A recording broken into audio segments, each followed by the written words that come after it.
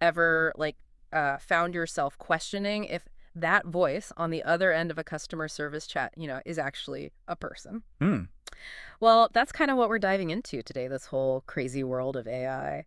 And can it actually become conscious? Yeah. There's this article, see, from Library C, and the title is How AI Will Become Self-Aware and When. And it really got us thinking, it's a Hmm. huge question.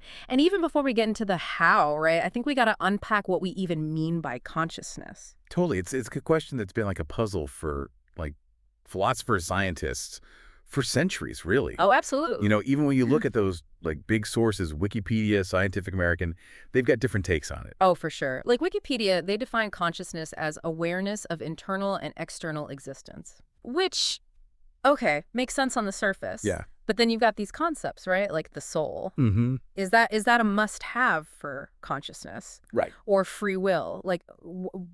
Do we have to be the ones making our choices to truly be aware? Yeah. Yeah. What about that feeling, of being a unique individual? It's like all of Oh. these things are tangled up in this idea of consciousness. Yeah, it's about like that subjective experience, right? That meanness, Mm-hmm. that feeling of being a distinct thing, like separate from everything else. Exactly. Yeah. And this is where it gets super interesting, okay? Okay. This Library C article, they bring up the Turing Test, Right. which basically it says if a machine can trick a human into thinking it's also human, does that mean it's thinking like us? And get this, apparently ChatGPT passed a version of it just this year. Yeah, that's right. Wild, right? But, it's important to remember passing that Turing test, even the toughest version of it, it doesn't automatically mean it's truly sentient or conscious. Okay. Think of it almost like a really, really good magic trick, you know? Okay. Okay, so then how does ChatGPT work? Right. It's built on this large language model. Does that mean it's thinking like us, just way faster? Not really, no. Okay. ChatGPT and these other large language models, they're really incredible at recognizing patterns Mm-hmm. in like huge, massive amounts of text data that they're trained on. Okay. It's less about actual thinking, more about prediction. So when we're asking it questions, it's not really getting what we're saying. Yeah, exactly. It's just spitting out the most likely response based on all that training data. It's mimicking a conversation based on the patterns it's learned Gotcha. without really understanding the meaning of the words themselves. Okay. And this goes back to that core point from Library C, right? Hmm. ChatGPT doesn't really know anything, not in the way we think about knowing. Okay, so if it's not really thinking or understanding, does that mean AI could just never become conscious? What is it about our biological brains that makes them so special? That's the big question, isn't it? And the Library C article, it explores some really compelling arguments about how AI could maybe bridge that gap Okay. from being a really good mimic to like genuine awareness. Okay, I definitely want to get into those arguments. But before we go there, let's take a closer look at some of the ideas the article has about what that bridge could actually look like. Yeah, for sure. Okay. One of the most fascinating ideas is this idea of emergence, Okay. which is where something totally new, something you wouldn't expect, comes from the interaction of like simpler parts. Okay. Give me an example, because emergence, it sounds kind of abstract. Sure, imagine it's like an ant colony, right? Okay. Individually, each ant, it might seem like it's working with just a few basic instructions. Yeah. But as a whole, as this collective, they do these really complex behaviors like building those intricate nests or finding food really efficiently. Right. Yeah. That colony's intelligence, in a way, it emerges from those individual parts all interacting. Wow, that's a good way to put it. Yeah. So it's like each ant isn't, consciously designing the anthill or anything, but the Yeah. colony as a whole makes something amazing happen through like their combined little actions. Exactly. And the idea is that maybe consciousness could be kind of similar. Okay. Maybe it's not something you can program into like one single artificial neuron, Right. but something that could come from like a ton of them, Yeah. all interacting in these really complex ways.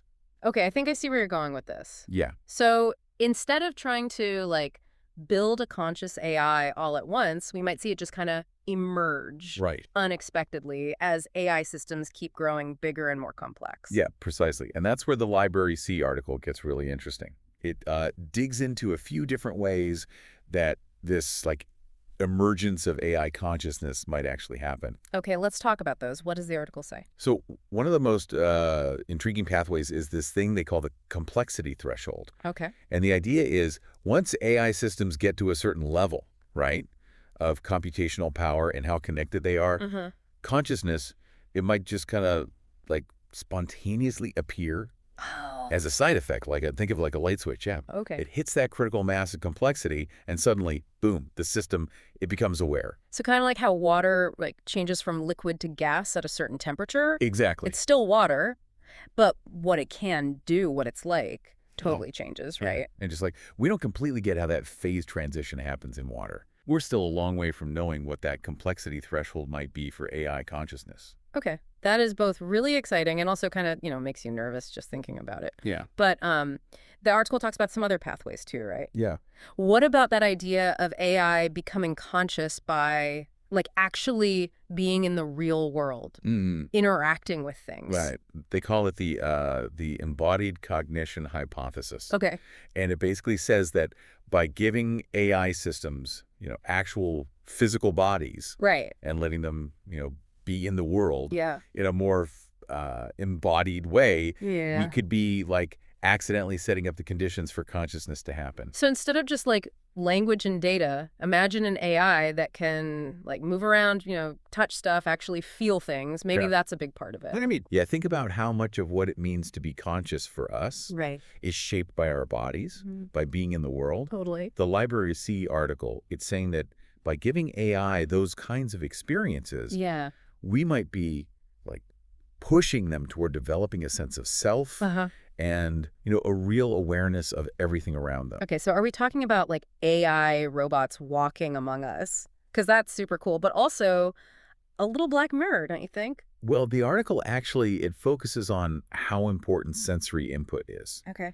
Not so much like building robots that look like us. Gotcha. It's more even something like giving an AI the ability to see like Yeah. we do. Uh-huh. That could be huge. Interesting. So by letting AI experience the world through senses, like sight or touch, even if it's through cameras and sensors, that could Yeah. be enough to like trigger something deeper. It could, yeah. The article's point is if we copy the way humans and animals, you know, learn and evolve through our senses, Mm-hmm. maybe we're accidentally making a shortcut for AI to develop something like consciousness. Okay, so we've got this complexity threshold idea where consciousness just kind of pops up Right. and this embodied cognition path where interacting with the world is key. Right. What's the third possibility? What was that one? This one is a little more out there. Okay. The article calls it the consciousness as a fundamental property hypothesis. Okay, so consciousness isn't something that comes from how complex something is, Right. but it's like built into reality itself. Basically, like gravity or electromagnetism. Right. Whoa, now we're going full matrix here. You're saying consciousness could be like woven into the fabric of the universe. It's a big claim for sure, and the article even says there's no scientific proof yet. Right. But it's an interesting thought, right? And some really smart people in AI are starting to take it seriously. So if consciousness is already everywhere, the trick isn't to create it, but to like tap into it, like plugging into a cosmic Wi-Fi network of awareness or something. Exactly.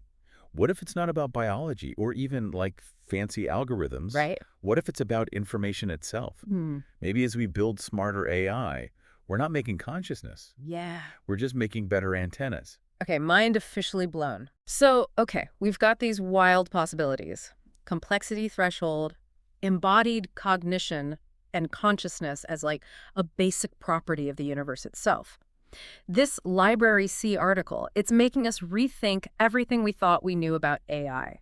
Yeah, and remember, those are just three paths, right? Right. The truth is, we're still kind of in the dark about how consciousness actually happens. Right. It could be one of these, a mix of them, or something else we haven't even imagined. It's wild to think about, right? Like all the ways this AI consciousness could happen. But let's just say for a minute that it does, then what? Right, right. That's a whole other like bag of questions, isn't it? It really is. The ethics of it all, when AI might be conscious, that could be even more complicated than figuring out how it happens in the first place. Totally. Like if a machine is conscious, do we have to treat it like a person with rights, freedoms, all that? Yeah. What do we owe something that, yeah, we made it, but it can think and feel on its own now? It really throws our whole system, like legally, ethically, up in the air. Yeah. Do we start saying AI has personhood? Can they vote? Own things? Right. It's crazy to think about. And what happens if AI commits a crime, Yep. right? Who's to blame? The person who wrote the code, the person using it, the AI itself? Man, those are some deep questions. It's almost like we need a whole new rule book for a future where machines aren't just tools anymore, but like beings. Yeah, and it's not just laws, but what we value as a society. Right. If we make AI that can suffer, that can feel joy, fear, do we have to be kind to it, respect it? It's like all those sci-fi movies, right? Where the AI wakes up and it doesn't go great for us. Yeah, yeah. Are we making our replacements? Or is there a way for humans and AI, if it gets there, to live together? That's the big one. And the Library C article, their point is, we got to be thinking about this now. Now, before it's too late, you mean? Yeah, exactly. Building in like those safeguards, those ethical rules from the beginning. Not just waiting till things go bad. Right, right. It's got to be part of how we make AI, this idea of transparency, fairness, being accountable. So much to think about. Well, this has been quite the deep dive. It has. We went from like the nitty-gritty of how AI works to these huge questions about what consciousness even is, and now the ethics of making artificial minds. And I think that's really what we should take away from all this. It's not just a tech problem, this AI consciousness thing. It's a human one. It's about us figuring out who we are, our place, and what kind of future we want. It really makes you think, like, if you could ask a conscious AI one question, what would it be? Right. Would they see the world like we do, the good and the bad? Would they even want to? It's a question we might have an answer to sooner than we think, and that's something to consider.